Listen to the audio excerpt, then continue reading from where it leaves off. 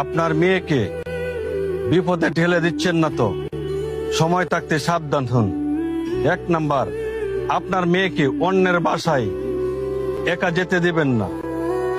2 number, গৃহশিক্ষক যদি রাখেন তাহলে দরজা বন্ধ করে পড়তে দিবেন না, কারণ এতে অনেক সমস্যা রয়েছে।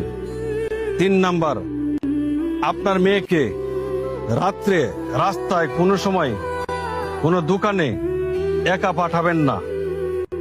যদি পাঠাতে হয় অবশ্যই সাথে লোক দিয়ে পাঠাবেন, কারণ আপনার ছেলে মেয়ের উপর নির্ভর করে আপনার মান সম্মান।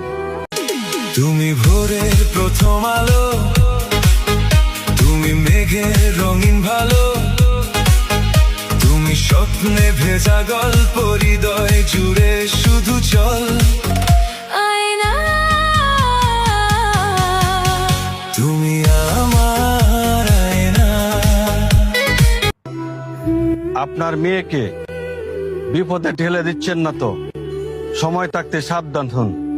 1 নাম্বার, আপনার মেয়েকে অন্যের বাসায় একা যেতে দিবেন না। 2 নাম্বার, গৃহশিক্ষক যদি রাখেন তাহলে দরজা বন্ধ করে পড়তে দিবেন না, কারণ এতে অনেক সমস্যা রয়েছে।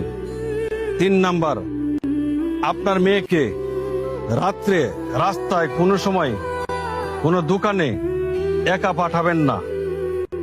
যদি পাঠাতে হয় অবশ্যই সাথে লোক দিয়ে পাঠাবেন, কারণ আপনার ছেলে মেয়ের উপর নির্ভর করে আপনার মান সম্মান। আশা করি বুঝতে পেরেছেন। তো সবাই ভালো থাকবেন। আসসালামু আলাইকুম।